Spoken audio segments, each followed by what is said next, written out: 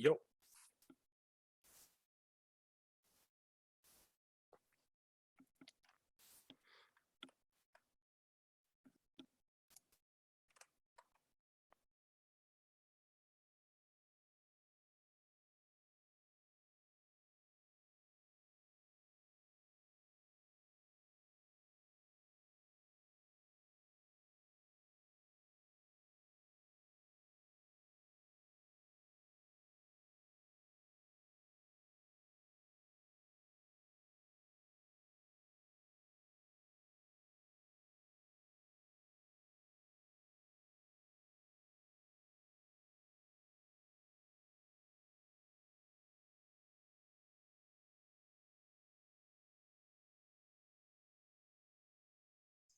Hey, are we waiting for people to join?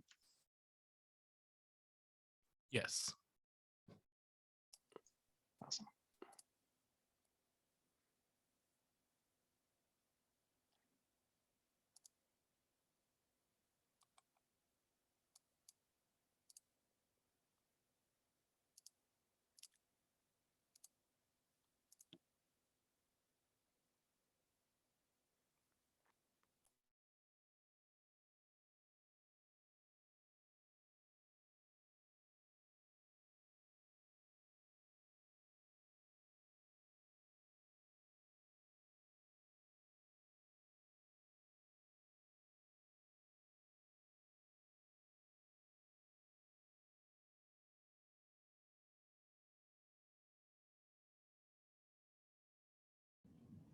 Hello.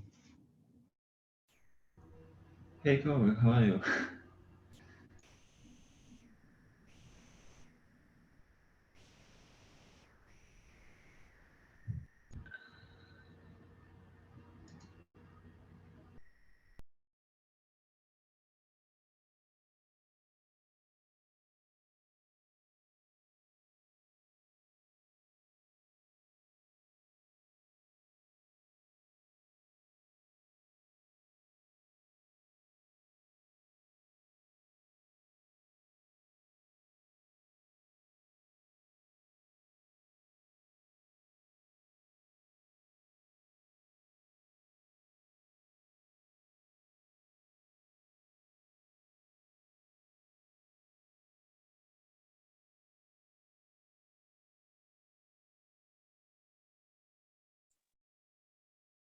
We give it one more minute.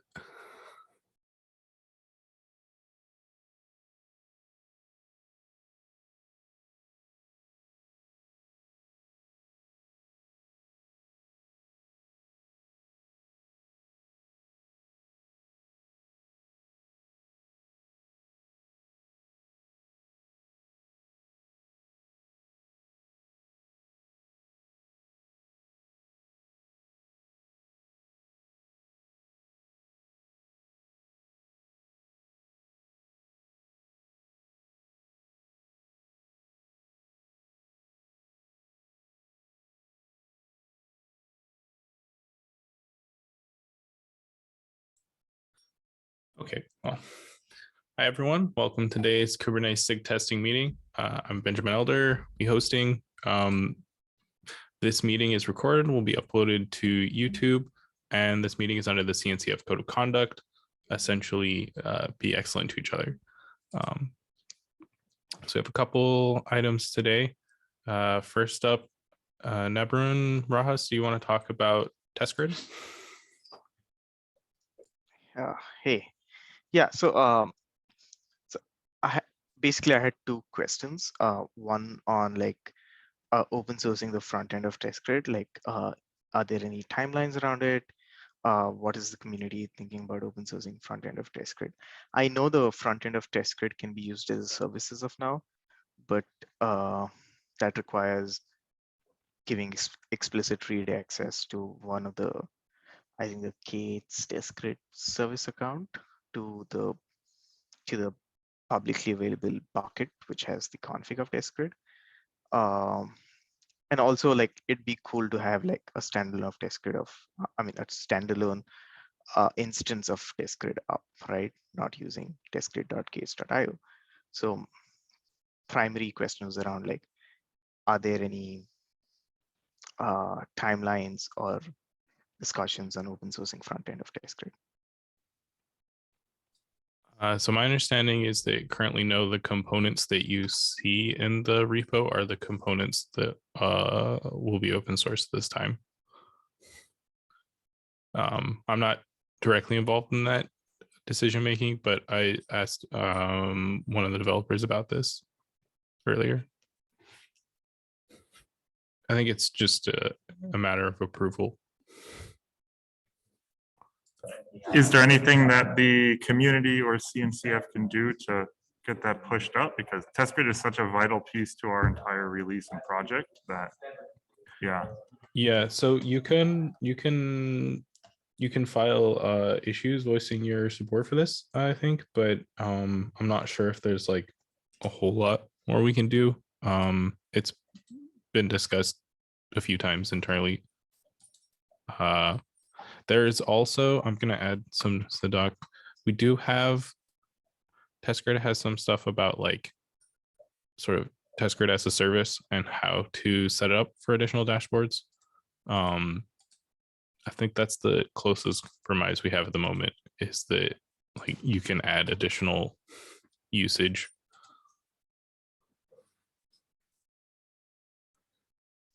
Yep, that's true. Like you can use the front end as a service, but again, that's like having testgrid.gates.io and a reference to that, right?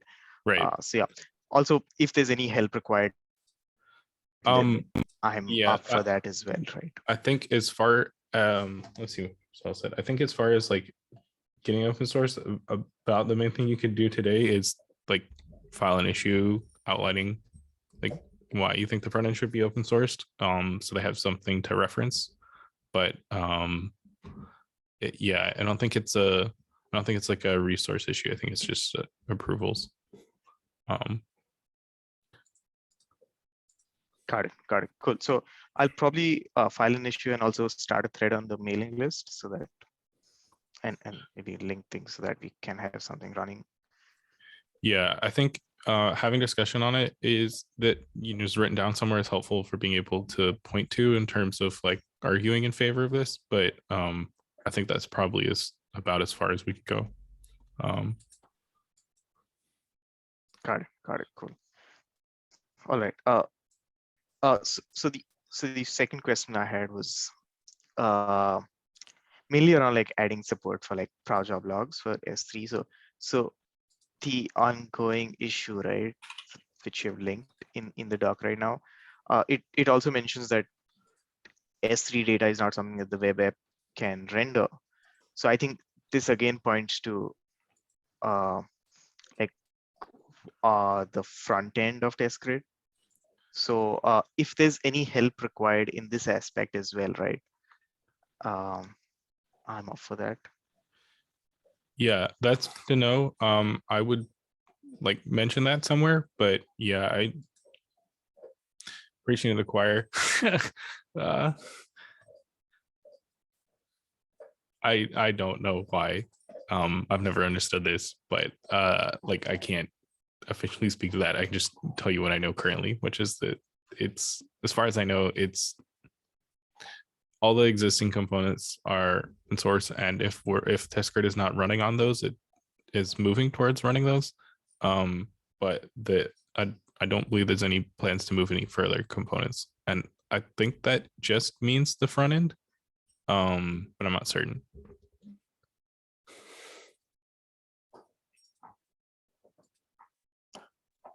Got it.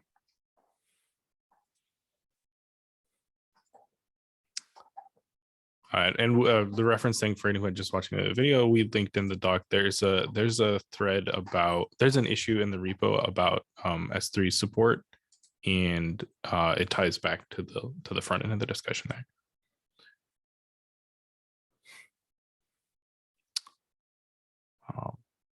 So sorry, was there a question for me, because I think I lost you for a bit? No, I just some of what we were discussing is like only in the doc, so I was just briefly mentioning what we were discussing. All right. So I think I missed what you said around like S3 support for the prow job logs in test grid. So is there any help required in any specific area around that? Was mentioning that there's an existing issue in the test grid repo discussing that, and that as you mentioned, the current discussion cycles back to the front end.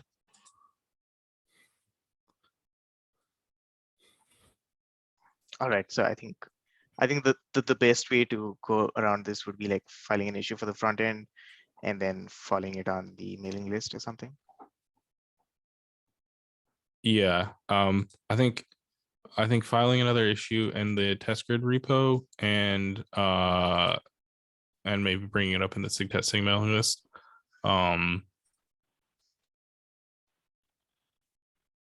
Yeah, let me see. So Michelle suggested filing an issue in the repo, but I don't think filing it in a mailing list thread will hurt. I think we're kind of going to see the same thing, but anywhere we can collect support is probably helpful for making the case.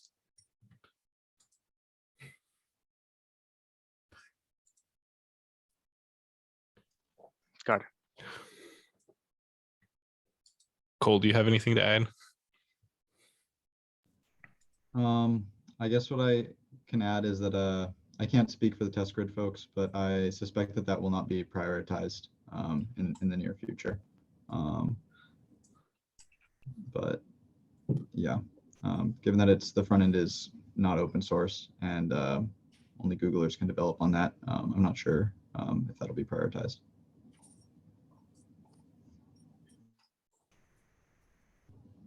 Yeah, I'm not part of the team that owns it, so I've just spoken to them about it, but yeah, it's been a long-standing issue. I honestly think it should be open source. I think that makes sense. I don't see any reason not to, but clearly others have. So we can raise it again. To be honest, I wouldn't really bet on traction there.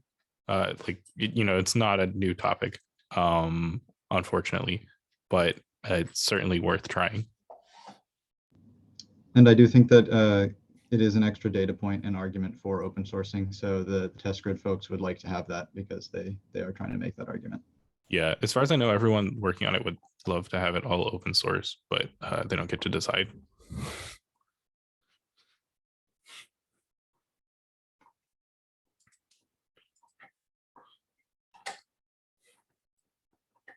Okay, well, let's take this to the mailing list and the issues, collect everyone's comments there.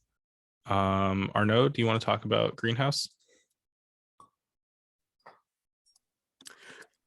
Yes. Hi.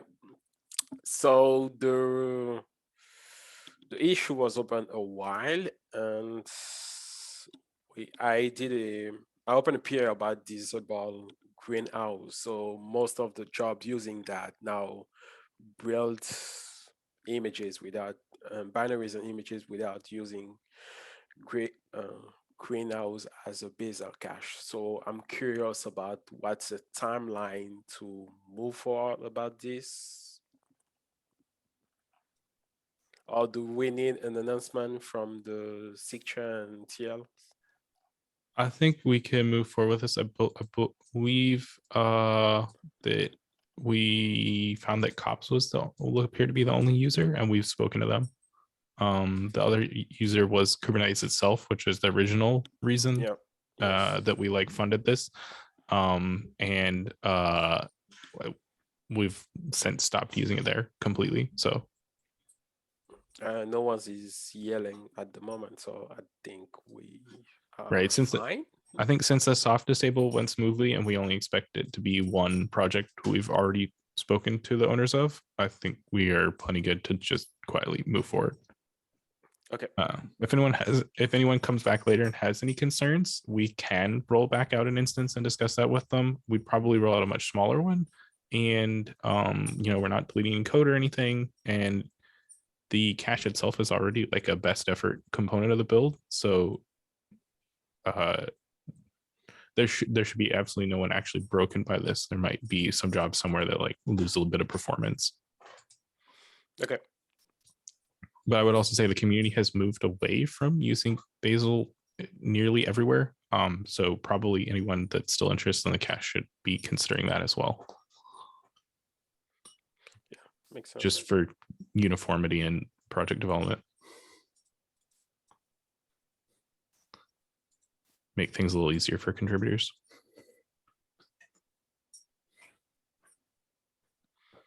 Okay, I think that's all for me. Okay, great. Well, let's move forward with that. I see Antonio has just dropped in something about going CI-Lint and GitHub integration. Yeah, I'm trying to find the PR. So Polly, I don't think that he's in the meeting. He's trying to implement a more strict. So to run the Golang linter with a strict mode, and he wants to do an integration with GitHub to, I don't know, to present something. And I see that he's trying to reach out to different people, and I was wondering if we can provide some guidance. I really think that we should be more strict on the linter, and I'm fine with looking into the logs directly, but Yeah, I think I commented on the thread what he's talking about with having a second pass of the lint that's more restrictive, but isn't blocking initially potentially makes sense to me. I think the remaining thing that Patrick was looking for is how can we enable the commenting on lines functionality from Golang CI-Lint. yeah, exactly. It has support for doing this in GitHub Actions. I think probably it looks something like we find out what is the format in which GitHub Actions supplies the token, like what environment variable or whatever does it use. And then we could set that on a proud job. We need to pick an appropriate token. I don't think we have one at the moment. Like for the triaging issues, we have an account that we pass those. That's just an unprivileged account that has nothing more than the ability to comment, has no permissions in the project. We could, I think we want another one of those, and that's more of a question for to re-raise to the GitHub management team, how they want to handle that. So, so there is no technical problem. It's just a problem of getting this token. I can't say for certain, but my rough understanding of GitHub Actions is that they inject a token that it can be used during the action, and you can configure what permissions it has to potentially go interact with the repo. There's nothing that prevents us from, there shouldn't be anything that prevents us from injecting a similar token. I think the question is more like what token. Probably we need to make a new account and get a token from it. Because they'll have rate limiting and they have names and things. I don't think like Kate's triage robot is appropriate to be going commenting lit issues, and we can't give it something like the main CI robot because that one is privileged. Okay, no, I was wondering if how can he render the data. My biggest problem here remains that when we're running things in untrusted CI that comment, we always run the risk of someone just like hijacking the account and doing things like as us, right? Like someone could I could send a PR to Kubernetes that replaces Golang CI-Lint with comment a bunch of ridiculous nonsense and use the same account. Yeah, so that's I agree that can be easier for contributors to understand it if it comments inline, but even if we use like GitHub Actions or something, we run the same. We fundamentally run the risk that like we are running code from the repo on a pull request and then letting it comment. So it's worth considering, but we have other places where it's feasible that you could probably steal like the triage bot account or something. It would be a little bit harder because it doesn't run on pull requests, but not a lot harder because it's in the same cluster. No, it's fine. I mean, I think. So I think that's the main thing here is that we're moving it to specifically being a pull request running thing. I don't know the GitHub Actions aspect of this. I feel like I wouldn't be thrilled to be doing it there either. And like independent of any other reason to choose between them, I think just the idea of of pull request code commenting sounds kind of bad. Maybe GitHub Action scopes it better or something. We should check into that before moving forward. I mean, they would have to be doing something special, but I imagine that might be the case. But then it's better to postpone that and split that part of the PR. Okay, cool. Yeah, I think we didn't should know that. probably, I think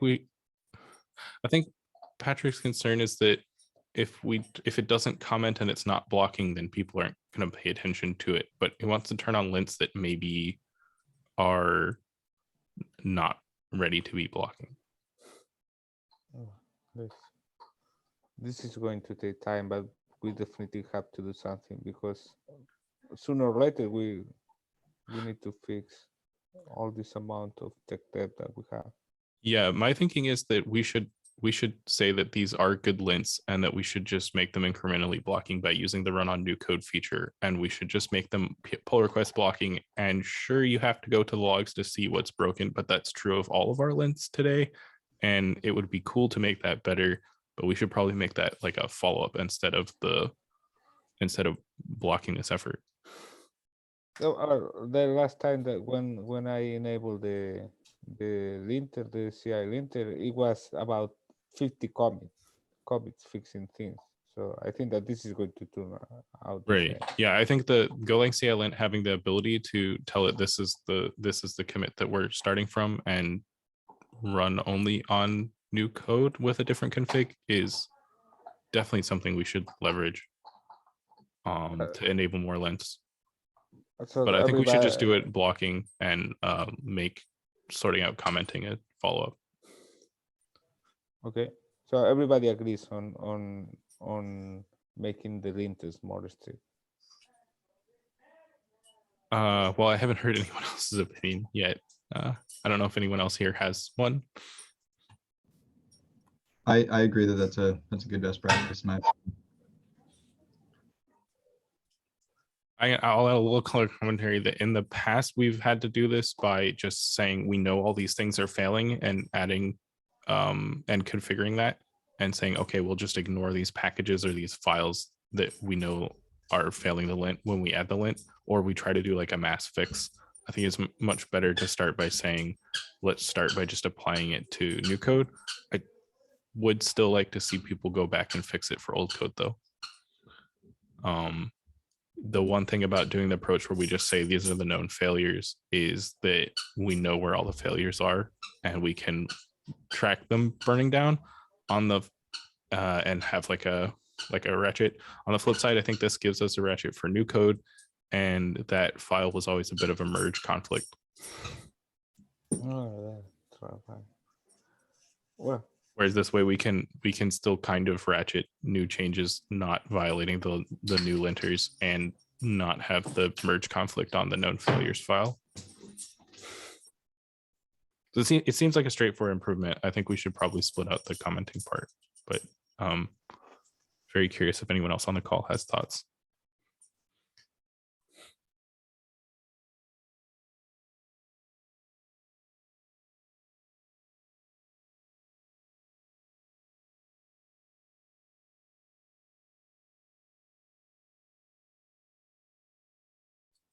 Okay. Do we have any lingering topics that weren't on the agenda? I would say let's put them on ahead of time, but we have a lot of time left in our slot. So yeah, we have the Gingo B2 thing. That's going to be a nice. yeah, I think we don't have all the people here for this, but that's quite a change coming. Yeah, that's more a heads up to the people. I'm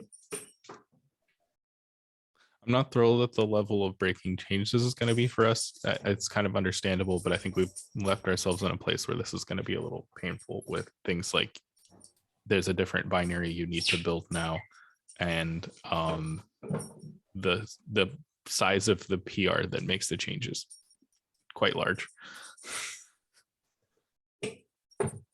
But we are publishing the E2E binary.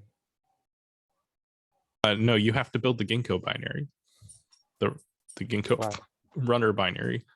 So right now, if you want to run E2E tests, like people have scripted invocations that, like we did in the kind repo, where you need to build E2E.test, you need to build kubectl, and you need to build the Ginkgo binary.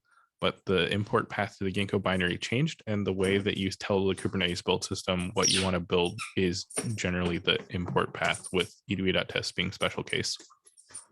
Yeah, but the thing is, that's if you want to use the Ginkgo binary as runner, but you can run the E2E test binary direct.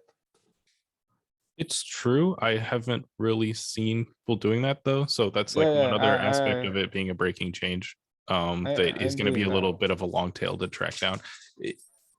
In retrospect, it might have been good for us for things that we're building from vendor, to alias them, like to say like make what equal Ginkgo instead of make what equal and then like the full vendor path. But I think it's too late for that now. So Okay, but does people build the Ginkgo binary from the repo? so I mean, yeah, because so it's not going to work, right? The Ginkgo big one is not going to work against the right. the So you Linux have one. to. Let me just point to the diff and the kind repo. I think that will make more sense.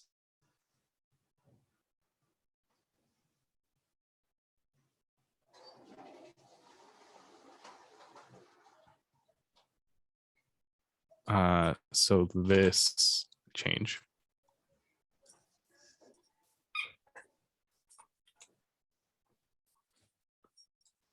So that sort of thing is going to have to happen in other places, because the way that we tell the build system to build it includes the import path.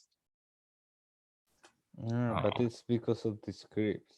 I mean, people can download the Ginkgo binary by themselves. But they wouldn't be doing that currently, and they shouldn't, because we want to make sure they get the right version. Yeah, well. Yeah, I was wondering if it was something more at the level of the code of the test. But I think this is the only place that we're exposing, like that people are doing that outside of just using one of our development scripts. So it might be worth adding a make target for this, so that if there's like a v3 in the future, you don't have to do this again. Oh no, obviously. Okay. Sorry, puppy. He wants to play.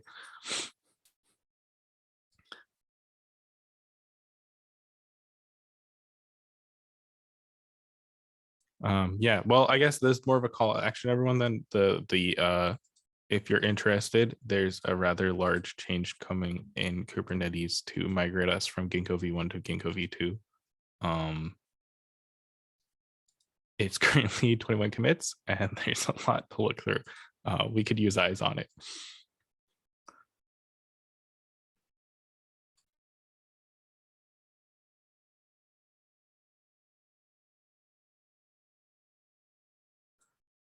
Okay, well, thanks everyone for coming. Seems like we've run through our agenda items. We'll let everybody have about half an hour back. Enjoy the rest of your day.